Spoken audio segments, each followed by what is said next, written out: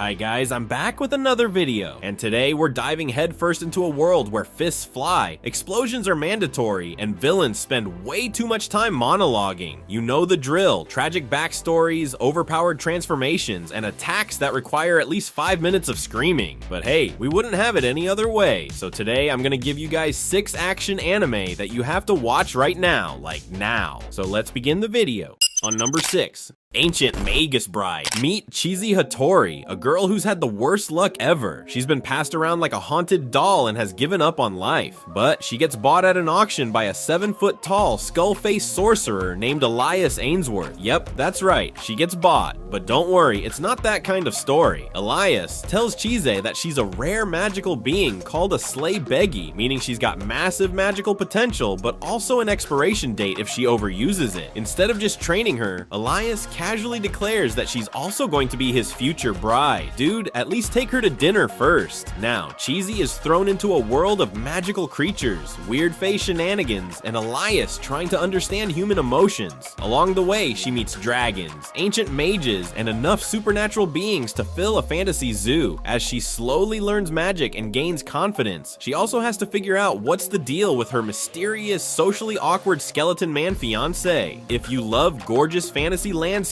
emotional character growth, and a love story that's equal parts heartwarming and wait, is this guy even human? Zrenia, then The Ancient Magus Bride is the perfect ride for you. On number 5. Yozakura family. You're a regular dude, just chilling in high school, crushing hard on your childhood bestie, Mutsumi. Life's all vibes until, boom, plot twist. Turns out her family isn't your run-of-the-mill nosy in-laws. Nah, they're full-on elite assassins. Yep, certified pros at serving up death like it's a 5-star meal. Taiyo, our main guy. He's just trying to confess his love like a normal person, but Mutsumi's psycho big bro, Kyoichiro, is like, nah fam, nobody's good enough for my sis. Dude's obsessed. He pulls some straight up villain energy, basically telling Taiyo, you date her, you die. But here's the kicker: to keep Mutsumi safe from all the crazy assassin drama, Taiyo has to marry her. And just like that, my man goes from awkward lovebird to husband and rookie assassin trainee overnight. Now Taiyo's gotta survive family dinner without getting poisoned, dodge booby traps like he's in an action movie, and somehow master killer skills to protect his new waifu. Oh, and did I mention he's up against assassins who use spy gadgets cooler than James Bond? Good luck, bro.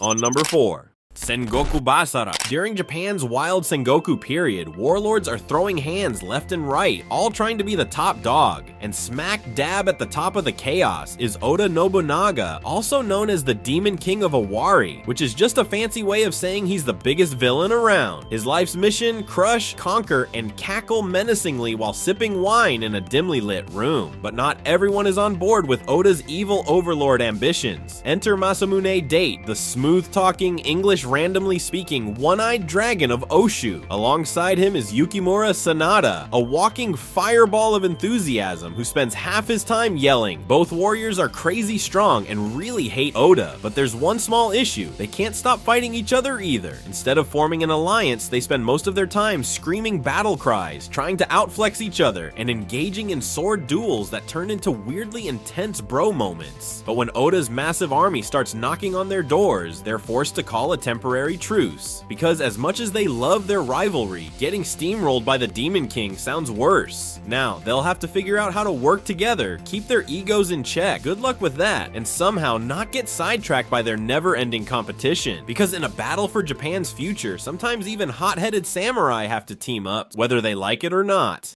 On number 3. Most Notorious Talker. It's about a guy who talks so much, you'd think he's trying to win every argument ever, but plot twist, he's actually just really good at strategy. Meet Noel, a talker, which sounds like a fancy way of saying guy who bosses people around. Except in his world, that's considered a lame ability because it doesn't involve swinging swords or casting flashy spells. But Noel's all like, fine, underestimate me, as he uses his big brain and smooth words to assemble a ragtag group of adventurers and turn turned them into the ultimate dream team. Imagine a fantasy league, but instead of sports, it's deadly battles and dungeon raids, and Noel's the coach yelling strategies from the sidelines. It's part underdog story, part how to manipulate your enemies 101, and part why does this guy have more confidence than he should? Expect scheming, betrayal, epic fights, and Noel proving that words are mightier than swords if you yell them loud enough. I didn't have much expectations with it, but it is actually pretty good. You guys will love it. On number 2, Sakamoto Days. Meet Taro Sakamoto, once the most feared, legendary hitman in Japan, so powerful that criminals trembled at the sound of his name. He was cool, ruthless, and untouchable, and then he fell in love, got married, and became a chubby convenience store owner. Now, instead of assassins and gunfights, his daily battles involve discount coupons, annoying customers, and his wife's strict household rules. But just because he traded guns for groceries doesn't mean the underworld forgot about him. Old enemies and fellow assassins keep showing up to take him down, only to realize that retirement hasn't made him any less deadly. It's just funnier to watch. With his insane reflexes, superhuman strength, and zero tolerance for nonsense, he's still the baddest man around, even if he's doing it in an apron and slippers. With his talkative ex-hitman sidekick Shin, his no-nonsense wife, and a cast of wacky assassins, Sakamoto proves that just because you're a dad doesn't mean you stop being OP. It's a wild, action-packed comedy where the deadliest killer in Japan is also just a guy trying to run his store and not tick off his wife.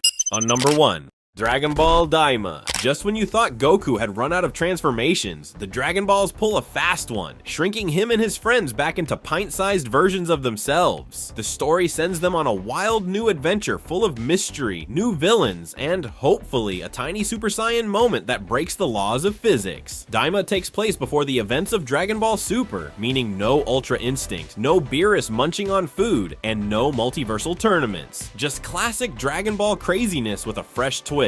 Now, let me be honest with you, I didn't have many expectations, but Dragon Ball always surprises me. The wacky adventure, mysterious enemies, and classic Toriyama comedy feels like the good old days again. So nostalgic I enjoyed every single episode. How can I forget about the animation? I mean, the more I watch it, the more episodes get even crazier with the animation, the camera movement, and the use of CGI is amazing. This anime is worth watching if you are a fan of Dragon Ball, you're gonna love it. That's the end of this video, and if you enjoyed, hit that subscribe button. Also tell me which anime you're gonna be watching tonight. I'll see you in the next one.